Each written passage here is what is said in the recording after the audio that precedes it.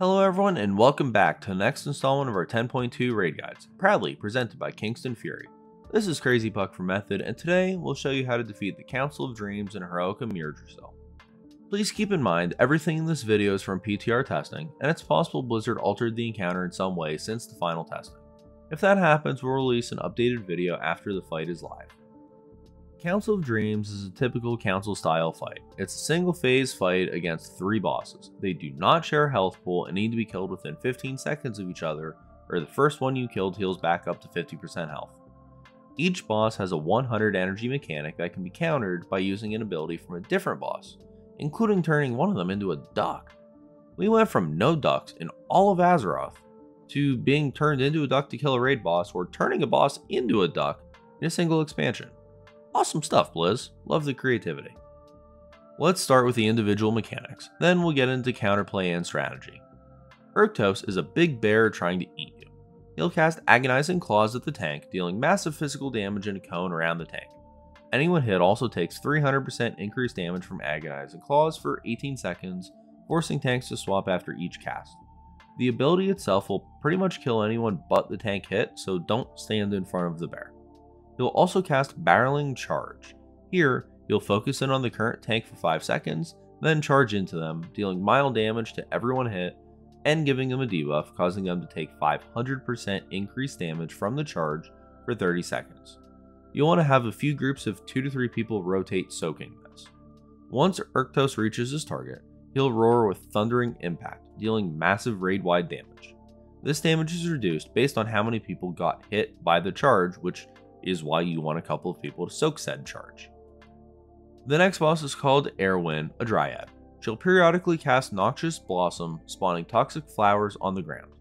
Each flower ticks for minor raid-wide damage every 3 seconds, which can add up pretty fast. Additionally, anyone standing within the small circle around the flower takes moderate ticking damage. Erwin also periodically throws poisonous javelins at random players, dealing moderate damage to the target and anyone else within a small circle around them, and applying a nasty poison dot. The dot also reduces movement speed and stacks, but fortunately it can be dispelled. The last boss is Pip, a small fairy dragon. He'll periodically cast Emerald Wings, blowing everyone back for 3 seconds, dealing an initial burst of damage, and additional ticking damage every half second for the duration. He'll also cast one of the best mechanics ever, Polymorph Bomb. This will turn a few random players into frickin' ducks for 12 seconds. Well, a duck, you can't use any abilities except duck abilities. These include Quack, which increases your movement speed by 6 seconds, Slippery, which makes poison abilities slide off of you and deal 99% reduced damage, and Hungry, which lets you eat 5 toxic flowers spawned by Erwin.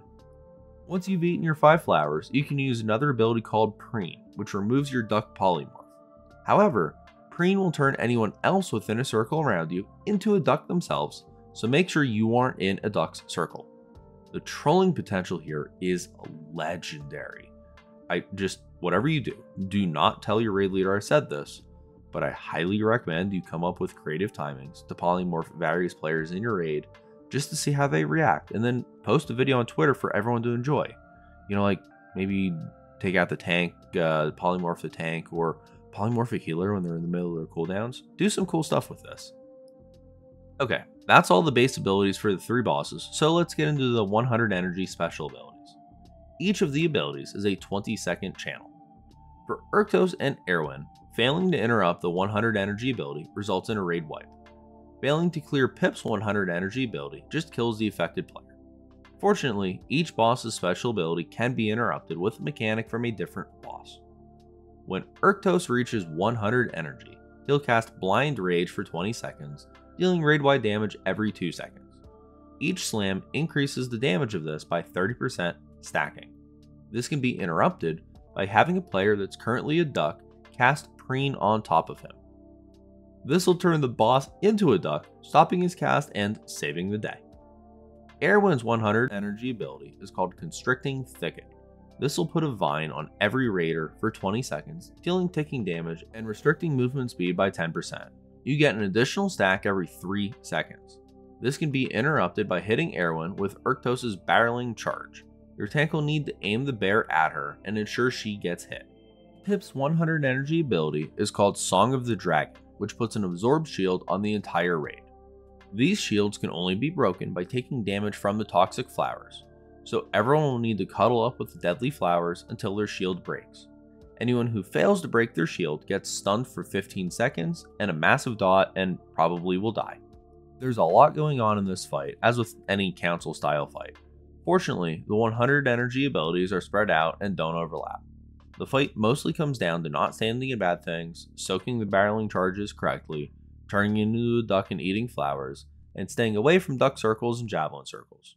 Make sure to actively monitor the health of each of the bosses, since they don't share a health pool. Urktos is the only one that you can fully control positioning, so try to keep him on top of at least one of the other bosses as much of the time as you can to help with cleave. Be sure to properly handle the 100 energy abilities, be safe, and take down the bosses. If you enjoyed this guide, remember to like it and make sure you're subscribed to the channel to catch all of our previews, guides, kill videos, and more.